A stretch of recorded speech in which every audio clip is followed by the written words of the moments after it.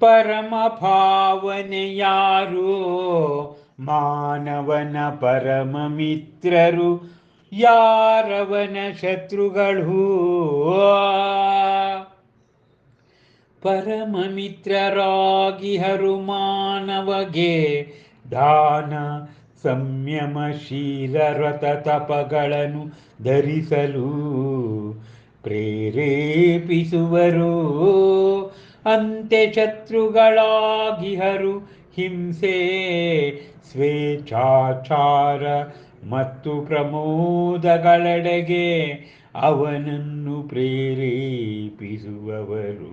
ಓಂ ಮಹಾಪತಿವ್ರತೆಯೇ ಅರಹುವೆಯೇನು ನೀನು ಕಳ್ಳರಾರೆಂಬುದನು ಚೋರರಾಗಿಹರು ಆ ರತ್ನತ್ರಯ ರೂಪಿ ಧರ್ಮವನು ಕದಿಯುವ ಪಂಚೇಂದ್ರಿಯಗಳು ಲೋಕಪೂಜಿತೆ ಯಾರು ದಿಟದಿ ಶೂರಧೀರರು ಬಲು ಶೂರಧೀರರಾಗಿಹರು ಧರ್ಮರೂಪಿ ಖಡ್ಗದಿಂದ ಪರಿಷಹರೂಪಿ ಮಹಾದುಷ್ಟರನು ಕಷಾಯ ರೂಪಿ ಶತ್ರುಗಳನ್ನು ಮತ್ತ ಕಾಮ ಕ್ರೋಧಾದಿಗಳೆಂಬ ಅರಿಗಳನ್ನು ಜಯಿಸುವರು. ಜಿನಮಾತೆ ಬಂಧಿಸಲ್ಪಡುವರು ಯಾರು ಪಂಜರದಲ್ಲಿ ಆಡುವರಾರು ಕಠೋರ ಶಬ್ದಗಳು ಯಾವುದಾಗಿರುವುದು ಜೀವರಿಗೆ ಆಧಾರವು.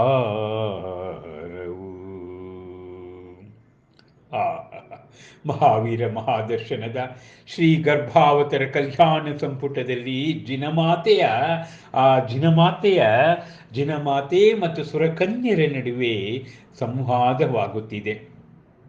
ಆಪ್ತ ಸಂವಾದ, ಆಧ್ಯಾತ್ಮದ ಆತ್ಮ ಸಂವಾದ ಕೇಳುತ್ತಾರೆ ಸುರಕನ್ಯೆಯರು.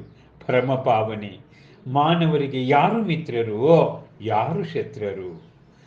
ಮಾನವರಿಗೆ ದಾನ, ಶೀಲ, ಸಂಯಮ, ವ್ರತ ತಪಗಳನ್ನು ಧರಿಸಲು ಪ್ರೇರೇಪಿಸ್ತಕ್ಕಂಥವರೇ ಮಿತ್ರರು.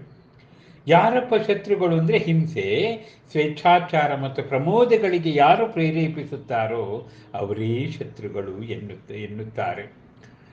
ಕೇಳುತ್ತಾರೆ, ಮಹಾಪತಿವ್ರತೆ ಕಳ್ಳರಾರು ಎಂದು ಪ್ರಶ್ನೆ ಕೇಳಿದಾಗ, ಯಾರು ರತ್ನತ್ರಯ ಧರುವವರ ಸಮ್ಯಕ್ ದರ್ಶನ, ಸಮ್ಯಕ್ ಜ್ಞಾನ, ಸಮ್ಯಕ್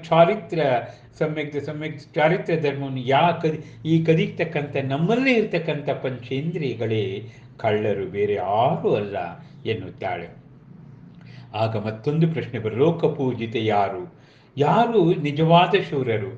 ಯಾರು ಬಲುಶೂರರು ಅಂದರೆ ಧರ್ಮರೂಪಿ ಖಡ್ಗದಿಂದ 21 ಪರಿಷಹಗಳನ್ನು ರೂಪಿ ಮಹಾದುಷ್ಟರನ್ನ, ಅಷ್ಟೇಕೆ ಕಷಾಯ ರೂಪಿ ಶತ್ರುಗಳನ್ನು, ಕಾಮ ಕ್ರೋಧ ಮದ ಅಷ್ಟಮದಾದಿಗಳನ್ನು ಜಯಿಸ್ತಾರಲ್ಲ ಅವರೇ ಶೂರರು ಎಂಬುದಾಗಿ ಹೇಳ್ತಾರೆ. ಮತ್ತೆ ಪ್ರಶ್ನಿಸುತ್ತಾರೆ, ಜಿನಮಾತೆ ಯಾರು ಬಂಧಿಸಲ್ಪಡುತ್ತಾರೆ, ಯಾರು ಪಂಜರದಲ್ಲಿರುತ್ತಾರೆ, ಅವರ ಕಠೋರ ಶಬ್ದಗಳು ಏನು, ಅವರಿಗೆ ಜೀವಕ್ಕೆ ಆಧಾರವೇನು ಅಂದಾಗ ಹೇಳ್ತಾರೆ, ಬಂಧಿಸಲ್ಪಡುವುದು ಪಂಜರದ ಗಿಳಿ, ಆಡುವುದು ಕಠೋರ ಶಬ್ದಗಳನ್ನು, ಕಾಗೆ ಕಠೋರ ಶಬ್ದಗಳನ್ನು ಆಡುತ್ತೆ. ಅಂದರೆ ಆಧಾರ ಜೀವರಿಗೆ ಈ ಲೋಕಕ್ಕೆ ಆಧಾರವೇ ಈ ಜೀವ ಎನ್ನುವುದನ್ನು ಹೇಳಲಾಗುತ್ತದೆ. ಜಿನಮಾತೆ ಹಬ್ಬ ಮನೋಜ್ಞ ಆಪ್ತ ಸಮಾಲೋಚನೆ ಜಿನಮಾತೆಯಿಂದ ಅದು ಬರೀ ಸುರಕನ್ಯರಿಗಲ್ಲ, ಲೋಕದ ನಮ್ಮೆಲ್ಲರಿಗೂ ಅದೊಂದು ಆಪ್ತ ಸಂವಾದ.